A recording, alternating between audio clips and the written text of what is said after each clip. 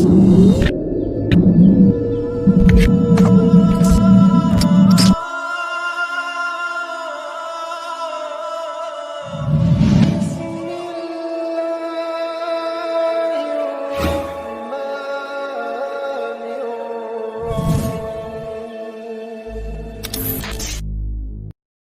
menurut Ibu, kalau Muslim secara kafah itu seperti apa, Bu?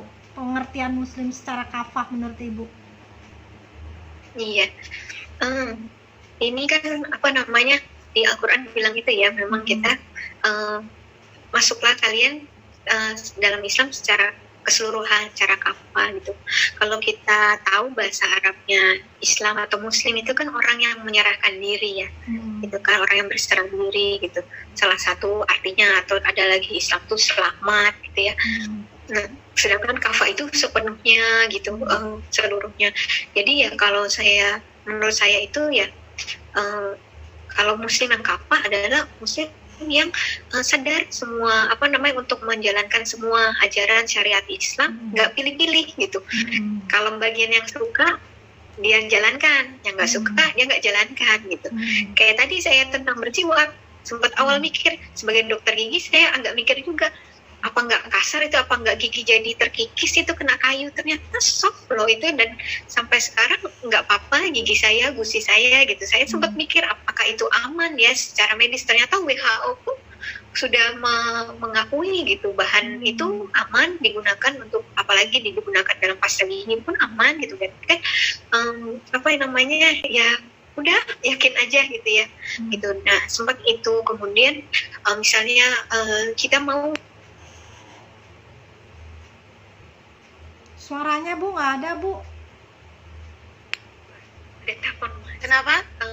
Enggak, suaranya itu ke-mute tadi. Iya, karena ada telepon masuk karena pakai HP. Mohon maaf. Nah itu kemudian seperti itu ya. Jadi kita kalau bisa nih gitu ya, walaupun ini kita semua proses belajar gitu, nggak pilih-pilih semuanya ajaran itu gitu kan. Kalaupun belum bisa, ya pelan-pelan lah gitu ya, supaya kita biasa menjadi muslimah yang kafah gitu. Nah termasuk yang paling masih kontroversial, poligami sekalipun ya gitu kan, gitu, itu yang paling awalnya agak nggak bisa diterima gitu, tapi ketika kalau dipelajari itu sebenarnya itu Masya Allah, sebenarnya itu benar-benar solusi untuk yang bukan itu suatu excuse untuk membolehkan orang tempat melampiaskan nafsu dan sebagainya, tapi justru itu sebuah beban sebenarnya untuk orang yang melaksanakan poligami itu kan ya, karena di situ ada hak anak yatim, di situ ada hak janda gitu ya. Jadi itu Masya Allah gitu, kalau kita pelajarin hal-hal yang mungkin awalnya kita mungkin kita sendiri gitu ya, kalau punya suami misalnya nggak akan rela lah aku dipoligami atau gimana gitu ya. Tapi ya itu dia, kalau kita menjadi muslim yang kafah itu semua ajaran itu harus kita itu ya, insya Allah ya semuanya kalau dilakukan dengan benar, bukan sekedar dilakukan tanpa ilmu, tanpa pengetahuan yang betul gitu tentang syariat Islamnya gitu. Iya.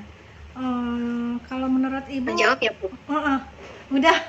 Jadi harus secara keseluruhan gitu ya. Jadi jangan setengah-setengah gitu kan, maksud Ibu kan, dalam menjalankan syariat Islam. Nggak enak nggak diambil gitu ya. Jadi pilih-pilih gitu kan. Kalau menurut Ibu, kita nggak bisa pilih-pilih gitu, kayak kita lagi makan di all you can eat gitu ya. Kayak prasmanan gitu ya, kayak prasmanan gitu, bisa kita pilih-pilih gitu, yang kita suka, yang kita nggak suka gitu. Ibu Aisyah, ada yang mau ditanyakan lagi nggak, Ibu Aisyah? Bu?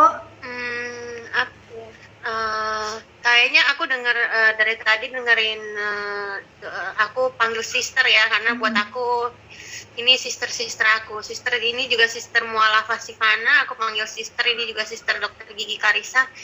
Aku panggil sister karena aku merasa sama. Salah satu yang buat aku susah untuk terima waktu untuk bersyahadat itu salah satunya ajaran poligami ya. Kayaknya aduh apa aku bisa rela gitu, ikhlas gitu kalau sampai di poligami.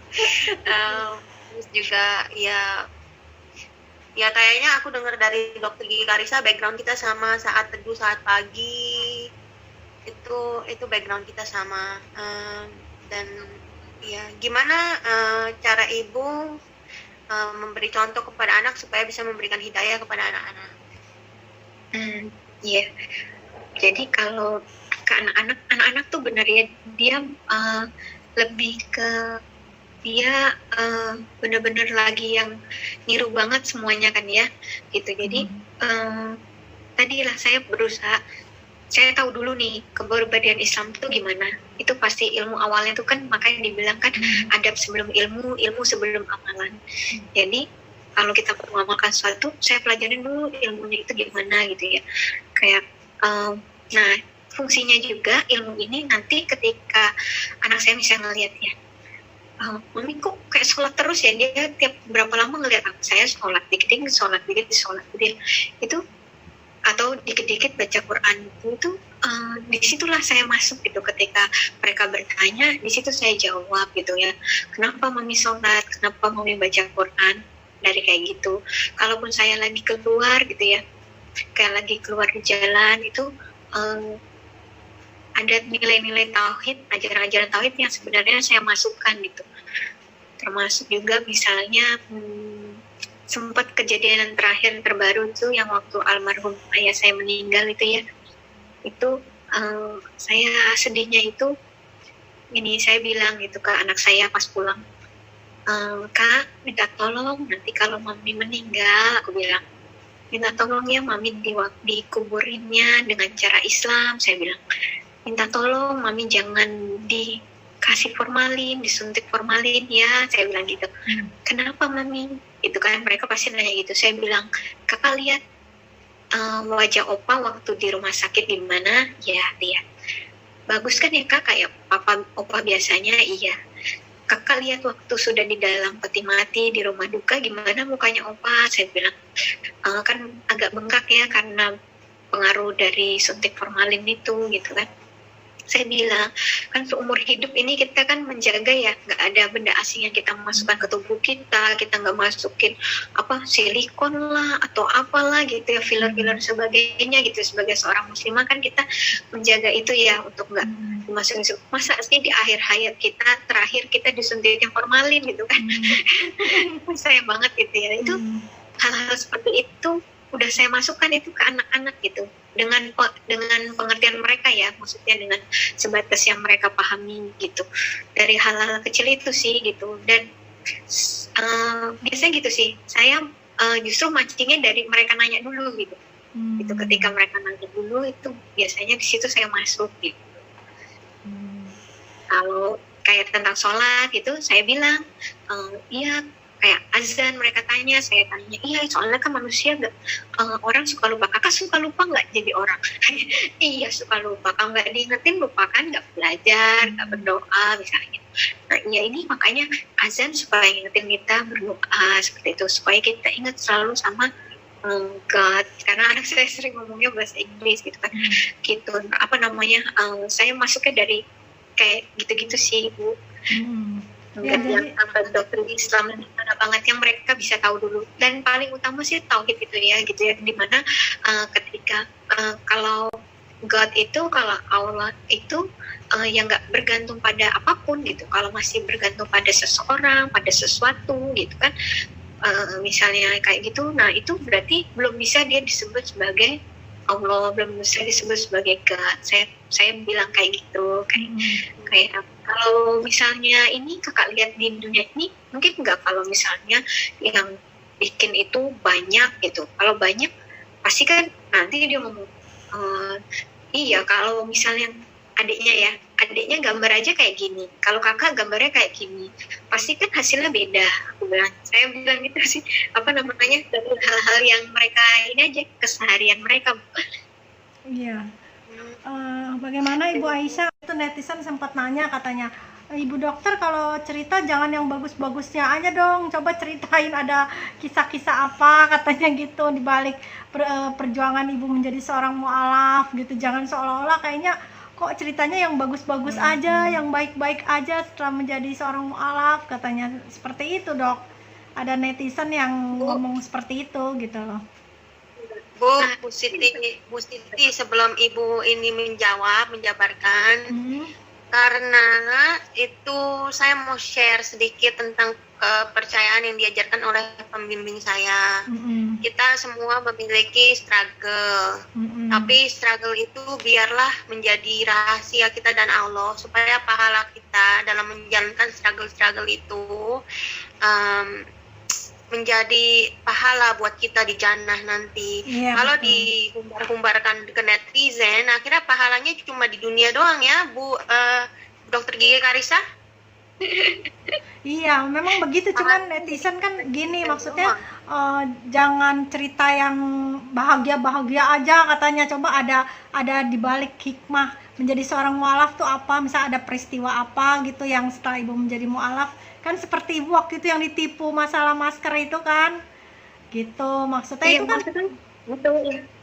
Saya sih malah saya ngerasanya itu justru di awal itu kan saya memang nggak sengaja ya, saya nggak tahu kalau ini tuh ternyata yang kemarin saya cerita di Rasil itu ternyata jadi ramai itu. Terus saya itu justru saya tuh mendapat teguran juga dari mentor saya gitu ya.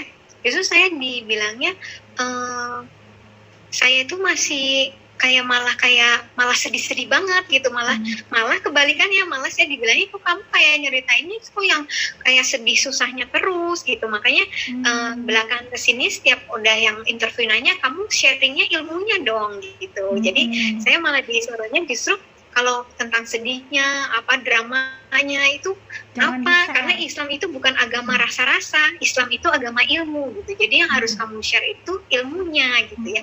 Dan saya sebenarnya nggak ada yang saya tutupin ya, kemarin itu sedih, drama ya, waktu itu saya cerita di awal ya itu apa adanya. Kemudian kalau sekarang setelah jadi mualaf dimudahkan Allah, alhamdulillah gitu, kayak tadi saya cerita, ditanya ibu kesulitan ya, tadi alhamdulillahnya saya nggak merasa berat dengan ibadah yang diharuskan gitu. Alhamdulillahnya bisa tahajud yang mungkin orang susah saya tetap bisa, alhamdulillah dimudahkan Allah ya. Saya yakin itu bukan saya.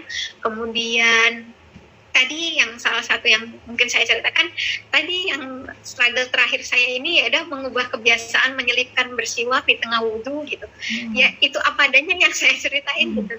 Kalau saksi ya orang yang di rumah gitu ya, yang paling bisa melihat keseharian saya, orang terdekat saya, ya itulah kenyataannya gitu. Memang alhamdulillahnya sekarang sudah lebih ke menikmati ibadah ini, dan itu doa saya gitu. Saya nggak mau ketika saya lapang sekarang lebih kendor ibadahnya dibandingkan ketika saya sempit kayak gitu. Ya ya itu sih, makanya saya malah bingung kalau dibilang ceritanya yang bagus-bagus aja, karena apa adanya itu. Susahnya itu memang waktu kemarin itu gitu ya, waktu sekarang semua sudah pada tahu gitu ya, apalagi seperti ini, alhamdulillahnya keluarga juga udah menerima, itu apa adanya keluarga saya memang menerima gitu, apa adanya mantan saya, keluarganya juga baik-baik aja gitu, nggak gimana-gimana ke saya juga, itu apa adanya gitu, boleh ditanyakan ke semua orangnya itu gitu, kalau misalnya bisa berkesempatan ditanya gitu. Jadi itu udah karunia Allah ya, maksudnya itu jalannya Allah gitu ya. Saya ngerasa nggak bisa seperti pada orang umumnya, mualaf umumnya menghafalkan Quran, tapi ya ternyata kalau kita niatkan ya itu Allah mudahkan, itu janji Allah gitu. Gitu. Dan memang betul tadi yang dibilang Bu Aisyah, kalau di Islam itu beda dengan ajaran kita sebelumnya gitu ya. Kalau di ajaran sebelumnya itu kita harus mengaku dosa kita, bahkan di hadapan orang mungkin ya, supaya kita dibilang bisa pulih, bisa sembuh. Tapi ternyata di ajaran Islam itu sangat beda ya. Kita malah Allah udah tutupi aib kita, masa iya kita buka itu gitu kan, di orang gitu. Itu yang saya tahu sih, saya pelajarin. Nggak tahu, koreksi ya kalau saya salah gitu, karena saya lihat oh itu beda banget dengan ajaran saya sebelumnya, bahwa justru kita harus mengaku dosa gitu, bahkan di hadapan orang, nggak boleh cuma di hadapan Allah doang gitu. Tapi di sini adalah Islam benar-benar bilang ya sejauh ini kalau orang ngelihat saya baik, bukan saya baik, saya nggak ngerasa saya baik, nggak ngerasa saya bagus, tapi ya memang selama inilah Allah mungkin masih berkenan menutupi aib saya, banyak aib saya gitu lah gitu. Cuman ya tadi yang saya tahu ilmunya tadi kayak Bu Aisyah bilang gitu. Kalaupun juga tadi maunya sih sama Bu, saya tuh nggak mau kayak yang cari ketenaran terkenal, itu nggak ada niat medsos tuh, saya nggak banget, bukan orang medsos banget gitu. Cuman ternyata jalannya dibawa ke syiar, jalannya dibawa ke ikut terlibat dalam sedikit-sedikit lah sharing dakwah, walaupun saya belum bisa ya disebut sebagai, kadang disebut ustazah, itu jauh banget itu. Saya tahu itu tanggung jawabnya berat banget, ilmunya harus luar biasa banget, dan saya belum ada seberapanya lah gitu ya. Cuman ya syiar itu kan, ibadah syiar itu semakin banyak orang yang tahu, ya itu semakin bagus ya. Makanya saya, Ibu saksinya deh, kalau Ibu lihat DM saya sama Ibu gimana? Bu, saya bukan apa-apa, saya lagi mau meluruskan niat saya nggak mau kalau sampai nerima semua interview, nanti saya jadi ujub dari segala macam ya Bu. Saya ada bilang gitu Bu, saya nggak mau niatnya karena ini saya setiap interview atau apa gitu ya, alhamdulillah misalnya ada yang memberikan sesuatu, tapi saya ditanya budget berapa apa segala macam, saya bilang nggak ada gitu. Saya bilang nggak ada.